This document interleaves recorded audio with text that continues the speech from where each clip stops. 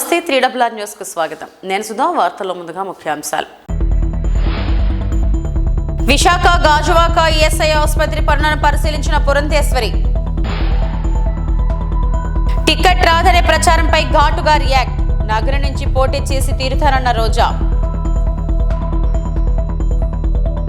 Corona మళ్లీ వచ్చింది, జరజాగ్రత్త. దువ్వూరు మండలం మాచనపల్లి గ్రామానికి చెందిన మాజీ సర్పంచ్ మలసాని వెంకటరమణ, ఎం శ్రీనివాసులు, ఎం సుదర్శన్లు, ఎం పుల్లయ్య, పుల్లకూరు తిరుపలయ్య, సి వెంకటరమణ తదితరులు సుమారు 60 కుటుంబాల వారు మైదుకూరు టీడీపీ ఇన్ఛార్జ్ మరియు మాజీ టీటీడీ చైర్మన్ పుట్టా సుధాకర్ యాదవ్ సమక్షంలో చేరడం జరిగింది.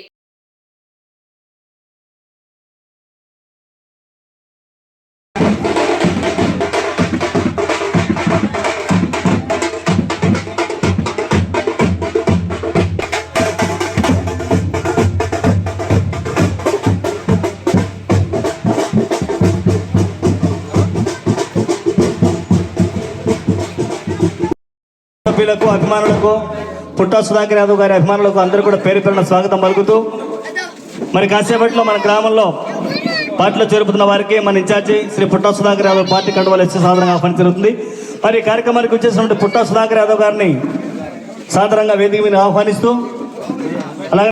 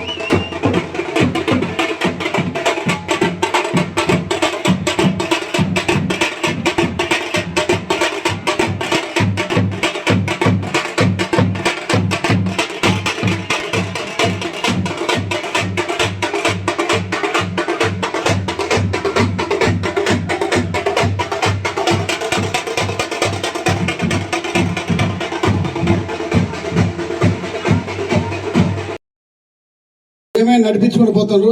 ఖచ్చితంగా ప్రజలు ఈ నియంత పాలన, ఎందుకంటే నియంత పాలన చాలా రోజులు ఉండదు, కొద్ది రోజులు ఉంటుంది. ఈ 5 సంవత్సరాలు ఒక అవకాశం ఇచ్చిన తర్వాత ఈ 5 సంవత్సరం మనం ఏం చేసినా ఆయన ఏం చేయలేం. వాళ్ళకి అధికారం ఉంది కాబట్టి మళ్ళీ అధికారం రావాలంటే మళ్ళీ మనందరం ఓట్లేసి గెలిపించాలి వాళ్ళు.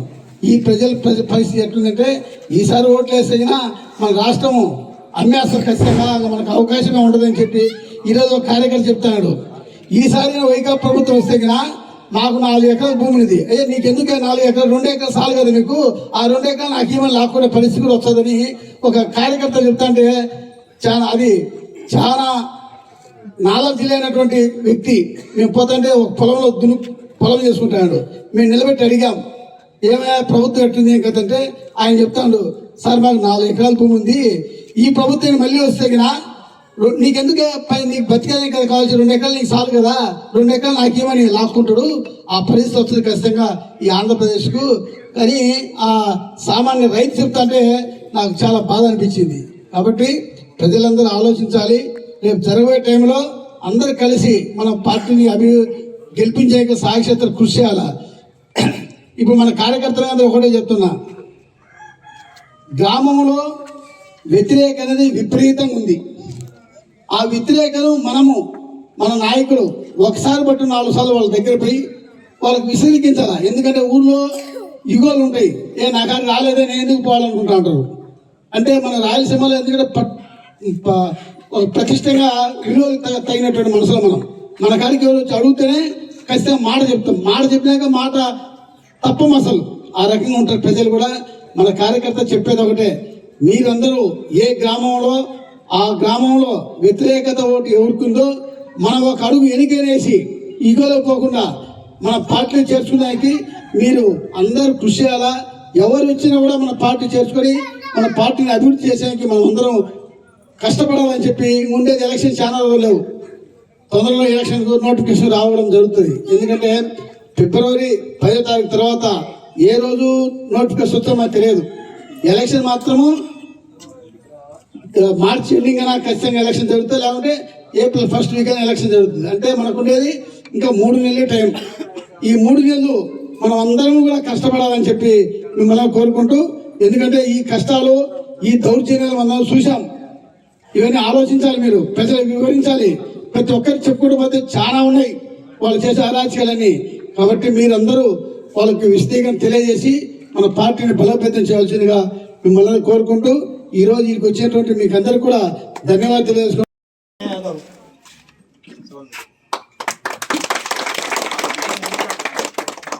మలసాని శ్రీనివాస్ యాదవ్,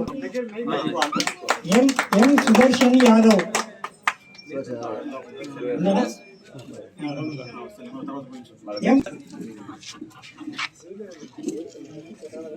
పుల్లగూర వెంకటరమణయ్య యాదవ్, పుల్లగూర రవీంద్ర యాదవ్,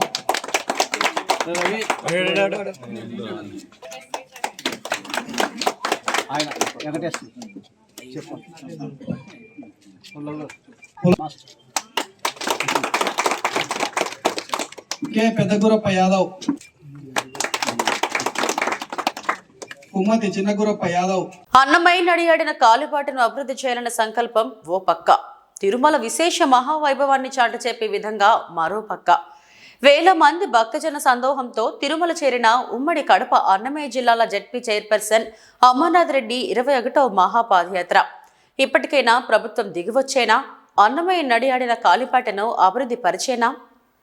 వివరాలను పరిశీలిస్తే అన్నమయ్య జిల్లా రాజంపేట డివిజన్ స్థానిక మండల కేంద్రం తాళ్లపాక గ్రామంలో కలియుగ ప్రత్యక్ష దైవమైన శ్రీ శ్రీ శ్రీ వెంకటేశ్వర స్వామివారు తన విశేష అఖండ వైభవాన్ని మూల్లోకాలకు చాటి చెప్పేలా ఓ మహాభక్తుడు, ఆధ్యాత్మిక కవివర్వుడు, తెలుగు తొలి వాగ్గేయకారుడు శ్రీ స్వామివారిని కీర్తిస్తూ 32,000 సంకీర్తనలను రచించిన తెలుగు వైభవాన్ని ప్రపంచానికే చాటి చెప్పిన పద కవితా పితామహుడు అయిన శ్రీ అన్నమయ్య జరణం తాళ్లపాకలో శ్రీ నారాయణ సూరి లక్కమాంబలకు దివ్య సంతానం. ఈయన ఊహ తెలిసినప్పటి నుంచి మహావిష్ణు స్వరూపుడైన శ్రీ వెంకటేశ్వర స్వామికి అత్యంత భక్తుడు. ప్రసన్నుడు శ్రీ అన్నమాచార్యుల వారు తాళ్లపాక నుంచి రాజంపేట సమీపాన మరొక విశేషుడు పరమశివ భక్తుడైన భక్త కన్నప్ప జన్మించిన అన్నమయ్యకి స్వయాన అవ్వగారైన ఊటుకూరు మీదుగా పుల్లంపేట, కోడూరు, ఉప్పరపల్లి, శెట్టిగుంట, కుక్కలదొడ్డి గ్రామ సమీపము నుంచి ప్రపంచ ప్రసిద్ధిగాంచిన సాక్షాత్తు శ్రీ మహావిష్ణు స్వరూపుడైన వెంకటేశ్వర స్వామి రక్తం చిందించడంతో ఉత్పన్నమచ్చ ప్రపంచ ప్రాచుర్యం పొంది శేషాచల అడవులలో మాత్రమే లభ్యమయ్యే మహా ఎర్రచందన వృక్షాల మధ్యన తన సంకీర్తనలను ఉచ్చరించుకుంటూ తిరుమల విచ్చేసి శ్రీ వెంకటేశ్వర స్వామి వారిని దర్శించుకొని శ్రీ స్వామివారి పాద సేవలో నిమగ్నుడయ్యేవారని ఆధారాలతో సహా చరిత్ర ద్వారా తెలుస్తుంది. పద కవితా పితామహుడు, తెలుగు తొలి వాగ్గేయకారుడు అయిన శ్రీ అన్నమయ్య నడియాడిన కాలిబాటను అభివృద్ధి చేయాలనే దృఢ సంకల్పంతో చేపట్టిన ఈ మహాపాదయాత్రలు ఎన్నో ఉన్నాయి. వాటిలో భానుశర్మ స్వామివారి పాదయాత్ర ప్రాచుర్యం పొందింది. వీరిలో కలిసి మరొక మహా గొప్ప పాదయాత్ర బృందంగా రూపుదిద్దుకొని ప్రాచుర్యం పొందిన ఉమ్మడి కడప అన్నమయ్య జిల్లాల జెడ్పీ చైర్పర్సన్ అయిన ఆకేపాటి అమర్నాథ్ రెడ్డి చేపట్టిన ఈ మహాపాదయాత్ర అత్యల్ప కాలంలోనే ఎనలేని కీర్తి ప్రతిష్టలను సాధించింది. ఆ మహా గొప్ప దృఢ సంకల్పం మహాపాదయాత్ర నేటికి 21వ మహాపాదయాత్రగా ప్రాచుర్యం పొంది ప్రముఖ ప్రభుత్వ విప్ అయిన శ్రీకాంత్ రెడ్డితో పాటు పలువురు ఎమ్మెల్యేలతో సహా వందల నుంచి వేల లక్షల సంఖ్యలో జనాదరణ చేయి గోవిందనామ స్మరణలతో జలజల పారే చిరు సెలయేరుల మధ్య విశేష ఆదరణ ప్రాచుర్యం పొంది విశేషంగా భక్త జనాలు ఆ మహాపాదయాత్రలో పాల్గొనేందుకు తరలివస్తూ నేటికి వేల సంఖ్యతో కూడిన భక్తులతో ప్రముఖ ప్రాచుర్యం పొందింది. అయితే ఇప్పటికైనా మన రాష్ట్ర ప్రభుత్వం కడప జిల్లా వారు అయినందున కలియుగ ప్రత్యక్ష దైవమైన శ్రీ వెంకటేశ్వర స్వామి వారిని ప్రసన్నం చేసుకుని తన సంకీర్తనతో స్వామివారి వైభవాన్ని ప్రపంచానికి సాటి చెప్పిన శ్రీ అన్నమయ్య నడియాడిన కాలిబాటను అభివృద్ధి చేయకపోవడంలో ఆంతర్యం ఏమిటో అర్థం కావడం లేదు. ఇప్పటికైనా మన ముఖ్యమంత్రి వర్యులు శ్రీ అన్నమయ్య నడియాడిన కాలిబాటను అభివృద్ధి చేయాలని సంకల్పంతో చేపట్టిన ఈ మహాపాదయాత్రలు ఇంకెన్ని పుట్టుకొస్తాయో, ఎన్ని సంవత్సరాల వరకు కొనసాగుతాయో, ఎన్ని లక్షల మంది భక్తుల సమూహాలతో కొనసాగుతాయో, అన్నమయ్య కాలిబాటను అభివృద్ధి చేయలేదని ఎన్ని లక్షల మంది భక్తుల యొక్క మనసు బాధించబడుతుందో అంచనాలు వేయడమే అసాధ్యమని చెప్పుకుంటున్నారు. రాష్ట్ర ప్రభుత్వం ఇప్పటికైనా కనులు తెరిచి ప్రపంచ ప్రసిద్ధిగాంచిన తిరుమల వైభవాన్ని చాటి చెప్పిన శ్రీ అన్నమయ్య నడియాడిన కాలిబాటను అభివృద్ధి చేయాలని నియోజకవర్గాలతో పాటు డివిజన్లోని జిల్లాల రాష్ట్ర దేశాలలో నివసిస్తున్న ప్రజలు కోరుకుంటున్నారు. అయితే శ్రీ అన్నమయ్య వారు నడియాడిన కాలిబాటను ఈ రాష్ట్ర ప్రభుత్వం అభివృద్ధి చేస్తుందో లేక నిరీక్షిస్తుందో వేచి చూడాల్సిన పరిస్థితి ఏర్పడిందని చెప్పవచ్చు. మరొక ముఖ్య విశేషం ఏంటంటే ఈ మధ్యకాలంలో అన్నమయ్య కాలిబాటను అభివృద్ధి చేస్తున్నట్లు ప్రచారాలు కూడా కొనసాగాయి. మరి ఆ అభివృద్ధి ఎందుకు ఆగిందో, ఎవరి వల్ల ఆగిందో శ్రీ స్వామివారి వైభవాన్ని ప్రపంచానికే తెలియచెప్పిన శ్రీ అన్నమయ్య కాలిబాటను అభివృద్ధికి మోకాలు అడ్డుపెట్టింది ఎవరు అర్థం కావడం లేదని కూడా కొన్ని వార్తలు వినపడుతున్నాయి. అన్నమయ్య కాలిబాట అభివృద్ధి ఆగిపోవడానికి వస్తున్నటువంటి వదంతులలో నిజాలు కూడా ఎవరికి అంతుచిక్కడం లేదు. దయచేసి రాష్ట్ర నలుమూల ప్రజలందరినీ లక్షల సంఖ్యతో కూడిన భక్త జనసందోహం కోరడం ఒక్కటే. అన్నమయ్య సంకీర్తనల ద్వారా శ్రీ వెంకటేశ్వర స్వామి వారి వైభవాన్ని ప్రపంచానికే చాటి చెప్పిన ఆయన నడియాడిన కాలుబాట అభివృద్ధి చేటలో మీరందరూ కూడా చేయూతనిచ్చి సహకరించాలని రెండు చేతులను జోడించి ప్రతి ఒక్కరూ కోరుకుంటున్నట్లు కూడా తెలిపారు.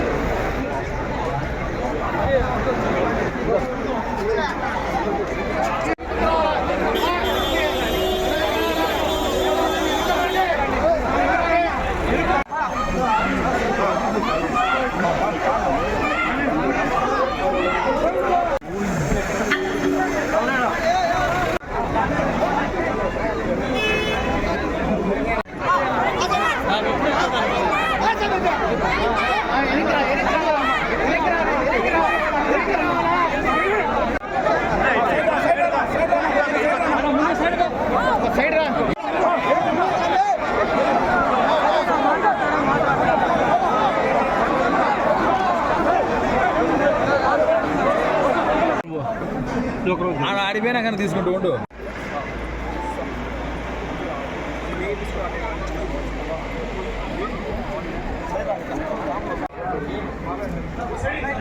ప్రధానమంత్రి నరేంద్ర మోడీతో జరిగిన ఒక పరస్పర చర్చలో చాన్నోలాల్ ఆయుష్మాన్ భారత్ హెల్త్ కార్డ్ రక్షకుడుగా ఎలా ఉద్భవించిందో చెప్పారు. అక్కడ తన దీర్ఘకాల కాలు గాయానికి ఉచిత చికిత్స పొందారు. ఆయుష్మాన్ భారత్ పథకం ద్వారా ఉచితంగా చికిత్స పొందేందుకు సహకరించిన ప్రధాని నరేంద్ర మోడీకి చాన్నోలాల్ హృదయపూర్వక ధన్యవాదాలు తెలిపారు. अभी ठीक हो गया? अभी नहीं, अभी तो पूरा दवा चल रहा है ना, अभी तो 3 ही महीना हुआ, 3 महीना 10 रोज। हाँ, और आपको विश्वास है कि ठीक हो जाएगा? हाँ, तो अभी तो मेडिसिन चल रहा है ना सर। तो डॉक्टर ने जो बताया एक्सरसाइज करने के लिए अभी एक्सरसाइज के लिए नहीं बोले हैं डॉक्टर। नहीं बोले हैं? बोले कि अभी 2 महीने तक दवाई खाओ, अभी सर्दी में पेन होगा, दर्द होगा। हाँ। 2 महीने तक दवाई खाओ, इसके बाद एक्सरसाइज बताएंगे। तो आपको कोई खर्चा हुआ क्या? नहीं नहीं, निःशुल्क कोई? होगा सर। और अभी दवाई कहाँ से लेते हो? दवाई तो लेते हैं हॉस्पिटल से। नहीं, जन औषधि केंद्र से दवाई बहुत सस्ते में मिलती है, पता है? नहीं, वहाँ से मैं नहीं लेता हूँ। हाँ, तो जन औषधि केंद्र में 100 रुपये की दवाई 20 रुपये में मिल जाती है। सबको बताना चाहिए। तो गरीब का, परिवार का अगर 100 रुपये की दवा लानी है तो 80 रुपया बच जाता है। ठीक है सर, तो ये सबको समझाइए। आपके गांव में आपने और लोगों के आयुष्मान कार्ड बनवाए क्या? हाँ सर, बनवाया हूँ, 10-15 लोगों को बनवाया हूँ, और लोगों को बनवाने के लिए मैं बोल रहा हूँ कि जल्द से जल्द अपना बनवा ले, ताकि उसका लाभ जरूरत पड़े पे उठा ले। और किसी को अभी मदद पहुंची हो ऐसा कोई और साथी जिसको जानते हो आप? नहीं नहीं, अभी तो उसका लाभ उठाने वाला भी कोई नहीं है प्रेजेंट टाइम में। तो अभी आयुष्मान कार्ड आपने ट्रीटमेंट करवाया? हाँ सर। तो डॉक्टरों का ऐसा तो नहीं था, ये मोदी जी का आदमी है, चलो जाओ होता जल्दी जल्दी वैसे ही करके फेंक दो, ऐसा तो नहीं किया ना? नहीं नहीं सर, उन्होंने मुझे 2 सितंबर को एडमिट किया, 4 तारीख को मेरा अप्रूवल आया, फिर उसके बाद रात में 4 तारीख को ही कैंसिल हो गया अप्रूवल मेरा। उन्होंने रोक लिया, बोले कि मैं कोशिश कर रहा हूँ, दोबारा अप्रूवल आएगा तब मैं ऑपरेशन करूंगा, क्योंकि ये सरकारी काम है, जब तक अप्रूवल आएगा नहीं तब तक मैं हाथ नहीं लगाऊंगा। फिर 6 तारीख को अप्रूवल आया तो उन्होंने मेरा 8 तारीख को ऑपरेशन किया। और आपके परिवार को विश्वास हो गया कि मुफ्त में होगा, लेकिन फिर भी अच्छा होगा, टांग काट नहीं लेंगे, ऐसा तो हुआ ना? हाँ सर, विश्वास हो गया है। तो आपको संतोष है? हाँ हाँ, मुझे संतोष है, तभी ना मैं इतना दूर चल के आया हूँ। तो आगे क्या करोगे छन्नूलाल? आगे तो अभी अब ठीक हो जाएंगे, अभी तो 8 महीने से घर पर ही है ना सर, अभी तो दवा ही खा रहे हैं, जब ठीक होंगे तो फिर सोचेंगे ना। सोचना तो शुरू करो। अरे पहले ठीक तो हो जाएं। अरे चोट तो पैर को आई है, दिमाग को थोड़ी आई है। अरे सर, मैं अपने घर पे, आप जहाँ पे बैठे हैं उतना दूर भी चल नहीं पाता।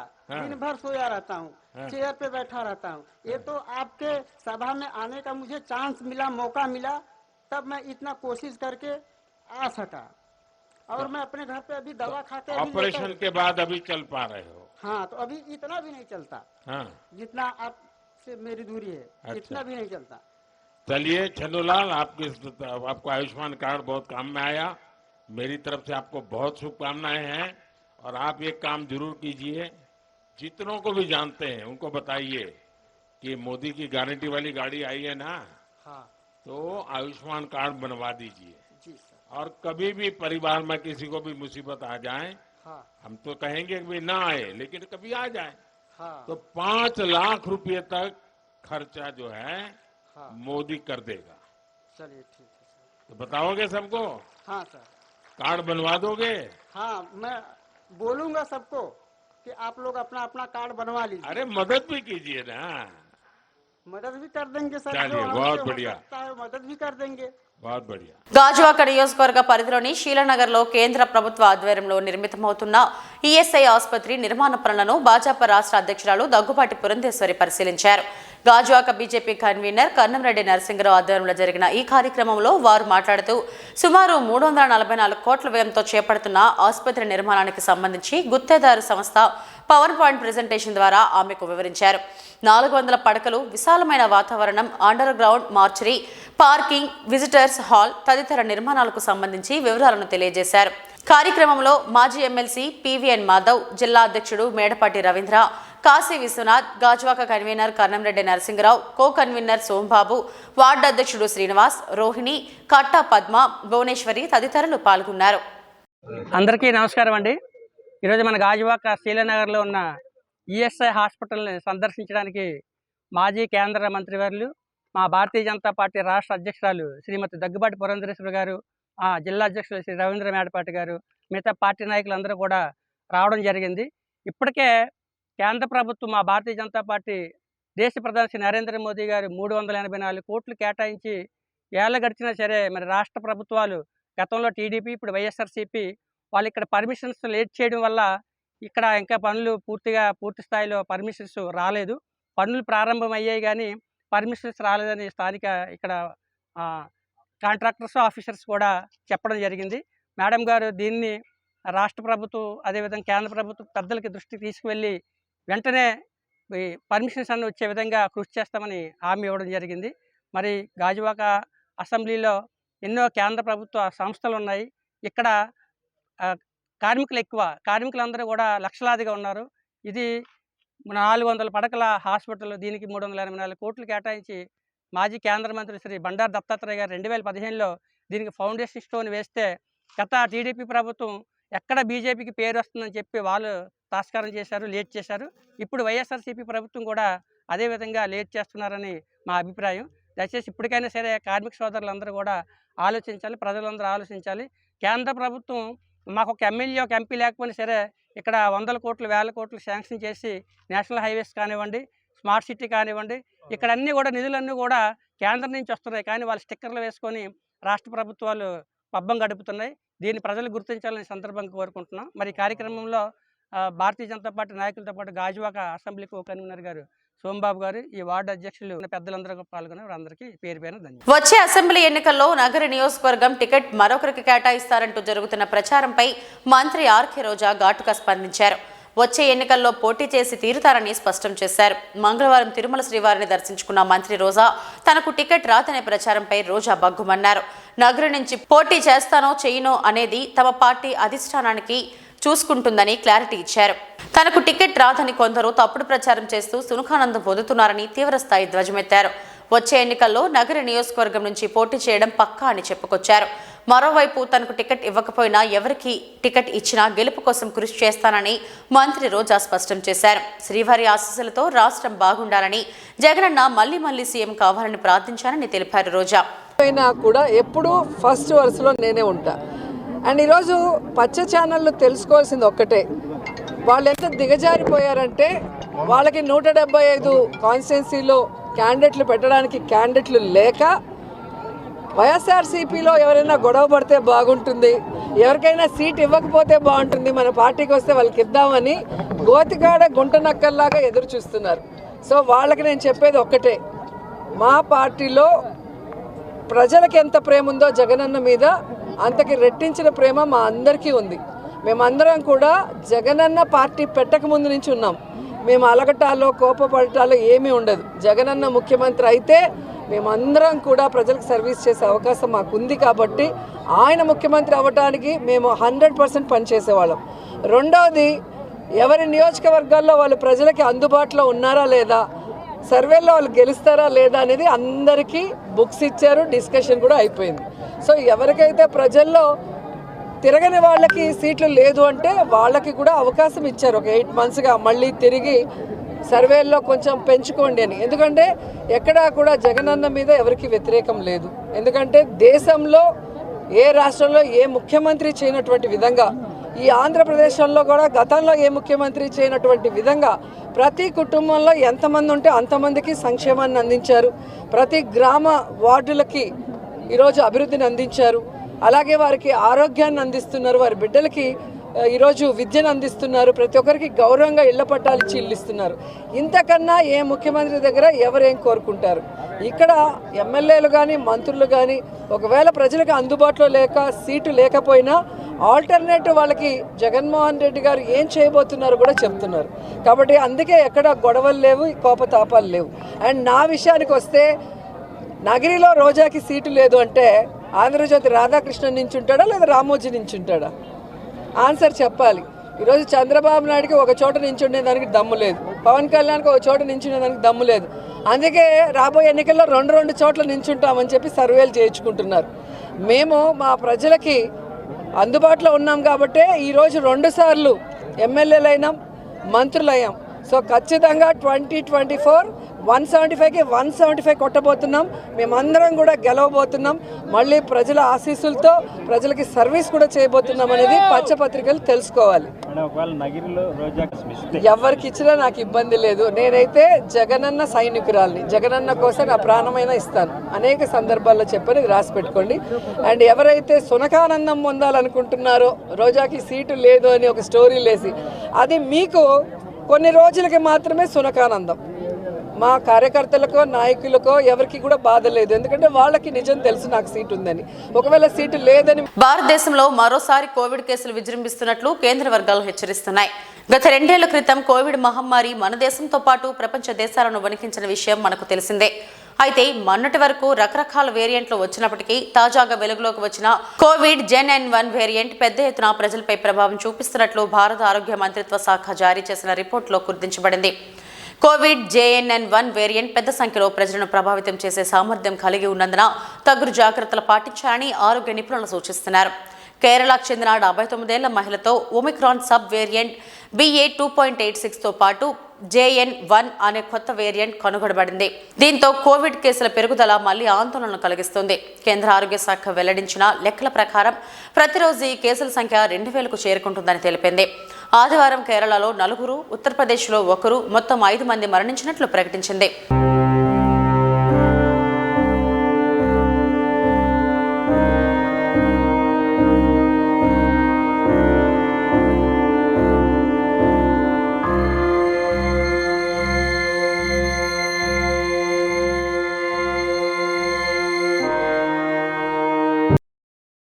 చంద్రబాబుకు వత్తాసు పలికే ఎల్లో మీడియా సైతం రోజురోజుకు శృతిమించిపోతుందని వైఎస్ఆర్ కాంగ్రెస్ పార్టీ రాష్ట్ర అధికార ప్రతినిధి కనుమూరి రామచంద్రారెడ్డి అన్నారు. అత్యంత పారదర్శక పాలనతో సీఎం వైఎస్ జగన్ ప్రభుత్వం పక్క రాష్ట్రాలకు సైతం ఆదర్శంగా నిలుస్తుందని, వైఎస్ఆర్సీపీ ప్రభుత్వం ఎన్నో అంశాల్లో విప్లవాత్మక సంస్కరణలు చేపట్టి రాష్ట్ర ప్రయోజనాలని కాపాడుతుందన్నారు. చంద్రబాబు పవన్ మధ్య జరిగినవి ప్యాకేజీ చర్చలని, ప్యాకేజీపై దత్తపుత్రుడు అలకపూర్ణితే చంద్రబాబు రాయబారం కోసం వెళ్లారంటూ ఎద్దేవా చేశారు. తాడేపల్లిలోని వైఎస్ఆర్సీపీ కేంద్ర కార్యాలయంలో కనుమూరి రామచంద్రారెడ్డి విలేకరుల సమావేశం నిర్వహించారు. మరోవైపున సుదూరంగా పక్క రాష్ట్రంలో చంద్రబాబు నాయుడు గారు పవన్ కళ్యాణ్ ఇంటికి వెళితే అదొక వార్త. అంతకుముందు పవన్ కళ్యాణ్ చంద్రబాబు నాయుడు ఇంటికి వెళితే అదొక వార్త. మరి వీళ్ళిద్దరూ ఒకరి ఇంటికి ఒకరు వెళ్ళడంలో ఆంధ్రప్రదేశ్ రాష్ట్ర ప్రయోజనాలు ఏమున్నాయ్యా అంటే, మాకేం సంబంధం, మేమెక్కడో హైదరాబాద్లో ఉన్నాం, మా రాజకీయ ప్రయోజనాలు రానున్న ఎలక్షన్స్లో మేము ఏ విధంగా 4 సీట్లు సంపాదించుకోవాలనే ఒక దుగ్ధతో వీళ్ళిద్దరూ కూడా ఒకరిళ్లకు ఒకరు వెళ్ళి ఒప్పందం ఏ విధంగా చేసుకోవాలి, డీల్ని ఎంతగా మాట్లాడుకోవాలి, మరీ ముఖ్యంగా ప్యాకేజ్ స్టార్ అన్నప్పుడల్లా పవన్ కళ్యాణ్ ఉలికిలికి పడతాడు, ఎగిరిగిరి పడతాడు. మేము ఖచ్చితంగా చెప్తున్నాం, పవన్ కళ్యాణ్ అనే వ్యక్తి రాజకీయాల్లో 100కి 100% కూడా ప్యాకేజ్ స్టారే. చంద్రబాబు ఇచ్చే ప్యాకేజీ కోసం పవన్ కళ్యాణ్ టీడీపీకి ఊడిగం చేస్తున్నాడు. తన సొంత పార్టీ జనసేనను బలోపేతం చేయకుండా యజమాని నారా చంద్రబాబు నాయుడుకు మేలు చేసేందుకు పవన్ ఆరాటపడుతున్నాడు అని మంత్రి గుడివాడ అమర్నాథ్ ఎద్దేవా చేశారు. నేనైతే అనుకోవట్లేదు. ఏమీ అసలు కాపు సామాజిక వర్గం అంటే ఆయనకి ఎంత ద్వేషం అనేటువంటిది వంగవీటి మోహన్ రంగా గారి హత్యతోనే రుజువైంది కదా. సో మళ్ళీ దాని గురించి కొత్తగా చెప్పాల్సినటువంటి అవసరం ఉంది. ఇది రాష్ట్రంలోనే అత్యధిక జనాభా కలిగినటువంటి సామాజిక వర్గం. అనేక కొన్ని లక్షల మంది ఈ సామాజిక వర్గానికి సంబంధించినటువంటి ప్రజలు ఉన్నారు. కానీ ఎప్పుడన్నా రాజ్యాధికారంకి ముందుకు వస్తారేమో అనేటువంటి అభిప్రాయంతో మొదటి నుంచి తుంచేయాలనేటువంటి ప్రయత్నం చేశాడు. సో ఇది ఈ దీంట్లో భాగంగా చిరంజీవి గారు ఆ రోజు 2009లో పార్టీ పెట్టడం, అప్పుడు పరిస్థితులు మనం చూసాం ఏ రకంగా ఇబ్బంది పడారో, ఏ రకంగా ఆ పార్టీని మూసేసేటువంటి పరిస్థితి వచ్చిందో ఇవన్నీ చూసాం. మళ్ళీ ఇప్పుడు ఏంటంటే ఈయన కేవలం పొలిటికల్ కాంట్రాక్టర్ లాగా పవన్ కళ్యాణ్ వాడుకోవడానికి చూస్తూ ఉన్నాడు. ఈ కాంట్రాక్ట్లో ఏంటంటే కాపు సామాజిక వర్గానికి సంబంధించినటువంటి ప్రజలందరినీ తీసుకుని వెళ్ళి ఆయనకు ఓట్లు వేయించాలనేటువంటి బాధ్యతని ఆ కాంట్రాక్ట్ని ఆయన తీసుకున్నట్టుగా కనబడతా ఉంది. కానీ ఎవరు నమ్మేటువంటి పరిస్థితి లేదనేటువంటిది వాస్తవంగా కనబడతా ఉంది. సో ఏదేమైనప్పటికీ ఆయనకు ఉన్నటువంటి ద్వేషం, చంద్రబాబు నాయుడు కాపులంటే ఎంత ద్వేషం అనేటువంటిది కొత్తగా చెప్పాల్సినటువంటి పని లేదు. అనేక సందర్భాల్లో అప్పుడు వంగవీటి మోహన్ రంగని చంపినప్పుడు కానీ, లేదా మొన్న ముద్రగడ పద్మనాభం గారిని చంపేద్దామనేటువంటి ప్రయత్నం చేసినప్పుడు కానీ, అనేక వేదికల మీద అనగదొక్కేటువంటి ప్రయత్నం కానీ, ఇవన్నీ కూడా ఉదాహరణలు ప్రజలకి ప్రపంచానికి కనిపించేటువంటి కార్యక్రమాలే తప్ప ఏది దాచిపెట్టి చేసినటువంటి కార్యక్రమం కాదనేటువంటిది ప్రజలు గ్రహిస్తారు. సో ఏదేమైనప్పటికీ వాళ్ళిద్దరి మధ్యలో ఉన్నటువంటిది ఓనర్కి కాంట్రాక్టర్కి మధ్య ఉన్నటువంటి రిలేషన్గా కనబడతా ఉంది. రాష్ట్రానికి ప్రతిష్టాత్మక నేషనల్ ఎనర్జీ కన్వెన్షన్ అవార్డు సాధించిన ఇంధన శాఖ ఉన్నతాధికారులు తాడేపల్లిలోని క్యాంప్ కార్యాలయంలో సీఎం వైఎస్ జగన్ ను కలిసి అవార్డుల వివరాలు తెలియజేశారు. ఈ సందర్భంగా రాష్ట్రానికి వరుసగా 2 ఏళ్లలో 2 సార్లు అత్యుత్తమ ఇంధన సామర్థ్య అవార్డు సాధించి రికార్డు సాధించిన ఇంధన శాఖ అధికారులను సీఎం వైఎస్ జగన్ అభినందించారు.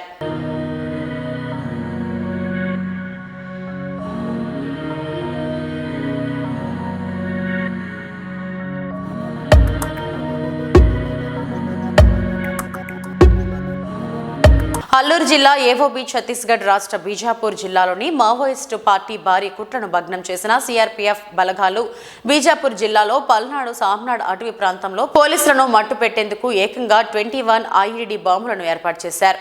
బీజాపూర్ జిల్లాలో పల్నాడు సోమ్నాడు రోడ్డు మార్గాన్న ఒక చెట్టు కింద ఐఈడీ బాంబులకు అమర్చారు. అటుగా కుంబింగ్కు వెళ్తున్న భద్రతా బలగాలు అప్రమత్తమై ఐఈడీ బాంబులను వెలికితీసి జనసంచారం లేని ప్రాంతంలో ఐఈడీ బాంబులను నిర్వీర్యం చేశారు.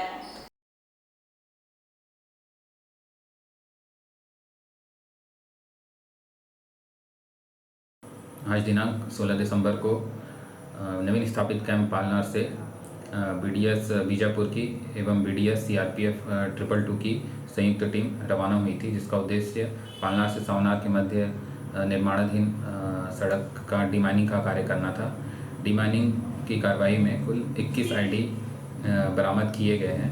ये सभी आईडी माओवादी द्वारा सुरक्षा बलों को नुकसान पहुंचाने के उद्देश्य से 10 से 50 मीटर की दूरी पर लगाए गए थे और ये सभी आईडी प्रेशर आईडी थे। इन सभी आईडी को बीडीएस की टीम द्वारा मौके पर ही निष्क्रिय किया गया है. అల్లూరు సీతారామరాజు జిల్లా సిఐటియు అధ్యక్షులు బోనంగి చెన్నయ్య పడాల్ మరియు గూడెం కొత్తవీధి మండల సిఐటియు కార్యదర్శి గడుతూరు సత్యనారాయణ మరియు దారకొండ నుంచి సిపిఎం పార్టీ అయిన నాయకులు బాకూరి కోటేశ్వరరావు తదితరుల అధ్యక్షన రాష్ట్ర United electricity contract workers union state committee పిలుపు మేరకు మనకు స్థానికంగా ఉన్నటువంటి సూపర్ ఇంటెండింగ్ ఇంజనీర్ అయినటువంటి శ్రీ కేకేవి ప్రసాద్ గారి కార్యాలయం వద్ద ఏపీ జెన్కో విద్యుత్ కాంట్రాక్ట్ కార్మికుల సమస్యల గురించి స్థానికంగా ఉన్నటువంటి అప్పర్ సీలర్ సిఐటియు యూనియన్ ఆధ్వర్యంలో భారీ నిరసన కార్యక్రమం చేపట్టడం జరిగింది. స్థానికంగా ఉన్నటువంటి విద్యుత్ కాంట్రాక్ట్ కార్మికులు నిర్వహించడం జరిగింది. ప్రధానమైనటువంటి డిమాండ్లు విద్యుత్ సంస్థలో పనిచేస్తున్నటువంటి కాంట్రాక్ట్ కార్మికులందరినీ కూడా బేషరగా పర్మనెంట్ చేయాలి మరియు సమాన పనికి సమాన వేతనం ఇవ్వాలి. అదేవిధంగా విద్యుత్ సంస్థలో పనిచేస్తున్న కాంట్రాక్ట్ కార్మికులందరికీ డైరెక్ట్గా పేమెంట్ ఇవ్వాలని, కార్మికులందరికీ కూడా డైరెక్ట్ పేమెంట్ ఇవ్వాలి మరియు ఉద్యోగ భద్రత కల్పించాలి మరియు పీస్ రేట్ కాంట్రాక్ట్ కార్మికులను మాన్ పవర్ కాంట్రాక్ట్ కార్మికులుగా గుర్తించాలి మరియు విద్యుత్ సంస్థలో పనిచేస్తున్నటువంటి కాంట్రాక్ట్ కార్మికులకు అందరికీ కూడా ఏరియర్స్ తక్షణమే రిలీజ్ చేయాలి మరియు 2022 పీఆర్సీని వెంటనే విద్యుత్ కాంట్రాక్ట్ కార్మికులకు అమలు చేయాలి. గౌరవ ఆంధ్రప్రదేశ్ రాష్ట్ర ముఖ్యమంత్రి వర్యులు అయినటువంటి శ్రీ జగన్మోహన్ రెడ్డి తన పాదయాత్రలో విద్యుత్ కాంట్రాక్ట్ కార్మికులను ఉద్దేశించి ఇచ్చిన హామీని వెంటనే అమలు పరచాలని మా రాష్ట్ర వ్యాప్తంగా 26,000 మంది కాంట్రాక్ట్ కార్మికులు ప్రభుత్వానికి విన్నవించుకుంటున్నారు. విద్యుత్ కాంట్రాక్ట్ కార్మికులకి ఈ యొక్క పవర్ చేసి మొన్న 2022లో కుదుర్చుకున్న ఒప్పందాన్ని వెంటనే వచ్చేసి అలాగే కాంట్రాక్ట్ కార్మికులు అందరూ కూడా 2022 నుండి పీఆర్సీని రావాల్సినటువంటి బకాయిలు వెంటనే చెల్లించాలి. ఇవన్నీ కూడా మన యొక్క ఏపీ జెన్కో ట్రాన్స్పోర్ట్ డిస్కౌంట్ యాజమాన్యాలు స్పందించి ఈ యొక్క డిమాండ్లన్నీ కూడా వెంటనే పరిష్కరిస్తారని, అందులో భాగంగానే ఈ యొక్క మా నిరసన కార్యక్రమం ఈ రోజు ప్రారంభమై ఎస్సీ సివిల్ ఆఫీస్ వద్ద భారీ నిరసన కార్యక్రమాన్ని చేపడుతున్నాం. అలాగే విద్యుత్ కాంట్రాక్ట్ కార్మికుల ఐక్యత, విద్యుత్ కాంట్రాక్ట్ కార్మికుల ఐక్యత, విద్యుత్ కాంట్రాక్ట్ కార్మికుల ఐక్యత, కాంట్రాక్ట్ కార్మికుల వెంటనే, కాంట్రాక్ట్ కార్మికుల వెంటనే, కాంట్రాక్ట్ కార్మికులకు సమాన పనికి సమాన వేతనాన్ని వెంటనే, అలాగే పీసీఎడ్ వర్కర్లని వెంటనే మ్యాన్ పవర్ గా, పీసీఎడ్ వర్కర్లని వెంటనే మ్యాన్ పవర్ గా 2022 పిఆర్సీని వెంటనే, 2022 పిఆర్సీని వెంటనే, యాజమాన్యం ఉండి వైఖరి, యాజమాన్యం ఉండి వైఖరి, యాజమాన్యం ఉండి వైఖరి. కార్మికులు ఈరోజు ఆంధ్రప్రదేశ్ రాష్ట్ర వ్యాప్తంగా తమ విద్యుత్ కార్యాలయాల ముందు ధర్నా చేయడం అనేది జరుగుతూ ఉంది. గత ప్రభుత్వం ఇచ్చినటువంటి హామీని అమలు చేయాలని చెప్పి ఈరోజు విద్యుత్ కాంట్రాక్ట్ కార్మికులు అలాగే సిఐటి ముక్కుమ్మడిగా కార్యక్రమాలు నిర్వహిస్తూ ఉంది. జగన్మోహన్ రెడ్డి ఇచ్చినటువంటి హామీ ఏదైతే ఉందో కాంట్రాక్ట్ వ్యవస్థ రద్దు చేసి పర్మనెంట్ చేస్తామని చెప్పి, అలాగే సమాన పనికి సమాన వేతనం ఇస్తానని చెప్పి, ఉద్యోగ భద్రత కల్పిస్తానని చెప్పి హామీ ఇచ్చారు. ఆ హామీని ఈరోజు అమలు చేయాలని చెప్పి కాంట్రాక్ట్ కార్మికులు రాష్ట్ర వ్యాప్తంగా తమ నిరసన ద్వారా కోరుతూ ఉన్నారు. ఈరోజు మన విద్యుత్ సంస్థలైనటువంటి యునైటెడ్ ఎలక్ట్రిసిటీ కాంట్రాక్ట్ కార్మికుల యొక్క రాష్ట్ర కమిటీ పిలుపు మేరకు మనకి స్థానికంగా ఉన్నటువంటి సూపరింటెండెంట్ ఇంజనీర్ సివిల్ ఏపీ జోన్కో అప్పర్ సిలియర్ వారి కార్యాలయం ముందు మా యొక్క నిరసన కార్యక్రమాన్ని తెలియజేయడం జరిగింది. అందులో భాగంగానే మా యొక్క కాంట్రాక్ట్ కార్మికులకి వేల తరబడి 30 సంవత్సరాలుగా పట్టి పీడిస్తున్నటువంటి కొన్ని సమస్యలను వారి దృష్టికి మేము రిటర్న్గా ఇవ్వడం జరిగింది. వారు మాకు సానుకూలంగా స్పందించారు. అదేవిధంగా గౌరవ ముఖ్యమంత్రి వర్యులు శ్రీ జగన్మోహన్ రెడ్డి గారు వారు పాదయాత్రలో మన విద్యుత్ కాంట్రాక్ట్ కార్మికులకి అధికారంలోకి రాగానే పర్మనెంట్ చేస్తానని, అలాగే అసెంబ్లీ సాక్షిగా అధికారంలో వచ్చిన వెంటనే మీ యొక్క సర్వీస్ని అదేవిధంగా క్వాలిఫికేషన్ని బేస్ చేసుకొని దశలవారీ క్రమబద్ధీకరణ చేస్తానని మాట్లాడడం జరిగింది. మేము ఒకటే అడుగుతున్నామండి, గవర్నమెంట్కైనా యాజమాన్యానికైనా తక్షణమే విద్యుత్ కాంట్రాక్ట్ కార్మికులందరినీ కూడా సంస్థలో విలీనం చేసి డైరెక్ట్ పేమెంట్ ఇవ్వాలి, అలాగే దశలవారీ క్రమబద్ధీకరణ కూడా చేయాలని ఇందుమూలంగా మీ అందరూ కూడా తెలియజేసుకుంటాం. టీడీపీతో పవన్ ముసుగు రాజకీయాలు చేస్తున్నారని, మేమంతా ఆయన నాయకత్వాన్ని బలోపేతం చేయాలని కష్టపడ్డాం. కానీ ఆయన చంద్రబాబు నాయకత్వాన్ని బలపరచాలని కోరుకుంటున్నారు. నాయకుడికి ఉండాల్సిన లక్షణాలు ఏ ఒక్కటి కూడా పవన్ కళ్యాణ్లో లేవని జనసేన నాయకుడు ఎడ్లపల్లి రామ్ సుధీర్ ఎద్దేవా చేశారు. అవసరం లేదు. వీళ్ళు ఈ రోజు కూడా టీడీపీతో వీళ్ళు చేసేది ముసుగు రాజకీయాలు. ఏ రోజునైనా గత 3 సంవత్సరాల క్రితమే పొత్తు కన్ఫర్మ్ చేసుకుని నాయకుల్ని కార్యకర్తలను ప్రలోభాలకు గురి చేస్తూ మొన్నటికి మొన్న నారా చంద్రబాబు నాయుడు గారిని అరెస్ట్ చేయగానే ఈయన తొందరగా పరిగెత్తుకుంటూ వెళ్ళిపోయి పొత్తు కన్ఫర్మ్ చేసి పొత్తులో ఉన్నామని ప్రకటించారు. నేను ఒకటే అడుగుతున్నా, ఇన్నాళ్ళ నుంచి పనిచేసిన నాయకులు కానీ కార్యకర్తలు కానీ మీరు సంప్రదించారా? మేమంతా 2019 ఎలక్షన్ తర్వాత మేమంతా మీ నాయకత్వాన్ని బలోపేతం చేయాలని ఈ పార్టీలో జనసేన పార్టీలో మేము ఏ రకంగా కష్టపడాలో కష్టపడ్డాం. కానీ మీరేం చేస్తున్నారు? ఈ రోజు కూడా చంద్రబాబు నాయకత్వాన్ని బలపరచాలనుకుంటున్నారు. 2018 నేను ఒకటే మీడియా ముఖంగా అడుగుతున్నా, 2018లో మీ అమ్మగారిని నారా లోకేష్ మీడియా ముఖంగా దూషించలేదా? మరి ఆ రోజున మీరేం చెప్పారు సమాధానం? ఈ రోజున అదే టీడీపీతో మీరు ఏ రకంగా పొత్తుకెళ్లాలనుకుంటున్నారు? అంటే మొన్న సభలో మంగళగిరి జరిగిన సభలో ఒక మాట అన్నాడు, ఉంటే ఉండండి లేకపోతే వెళ్ళిపోండి. ఒక నాయకుడి లక్షణం అదేనా? ఒక కార్యకర్తను కానీ నాయకుడిని కానీ ఉంటే ఉండండి పార్టీలోంచి వెళ్ళిపోండి అనే నాయకుడి లక్షణమేనా? నేను ఒకటే అడుగుతున్నా, టీడీపీని విమర్శిస్తే వైసీపీ కోవటంట. మరి 2018లో మీ తల్లి గారిని దూషించినప్పుడు మరి మీరేంటి? మేము ఈ 2024లో కూడా మీ నాయకత్వాన్ని బలోపేతం చేయడానికి మా సాయశక్తుల అటు ఆర్థికంగా కానీ అన్ని రకాలుగా మేము పార్టీ కోసం కష్టపడి చేస్తే ఈ రోజున మాకు తగ్గిన గౌరవం ఏంటంటే కోవర్ట్. మేము ఒకటే సూటిగా ప్రశ్నిస్తున్నా, మీరు మీడియా ముఖంగా నేను ఒకటే ప్రశ్నిస్తున్నా ఈ పార్టీని, మీరు ముసుగు రాజకీయాలు చేయొద్దు. మీరు చేయడం వల్ల మేము చేసే ముసుగు రాజకీయాల వల్ల ఈ రోజున అనేక మంది నాయకులు కార్యకర్తలు కూడా చాలా ఇబ్బందులకు గురవుతున్నారు. మీరు ఏదైనా కానీ ప్రజలకి ఈ రోజున కూడా పేద బడుగు బలహీన వర్గాలకి సంక్షేమ పథకాలు చేరుతున్నాయంటే దానికి ముఖ్య కారణం జగన్మోహన్ రెడ్డి గారే.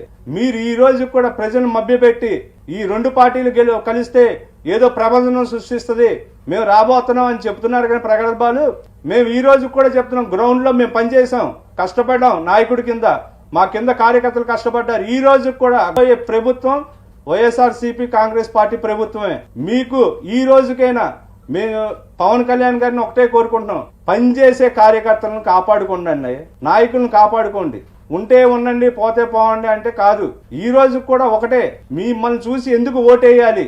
నేను అడిగే ప్రశ్న ఒకటే, నన్ను 2019లో మీరు నన్ను గెలిపించుకోలేకపోయారా అన్నారు.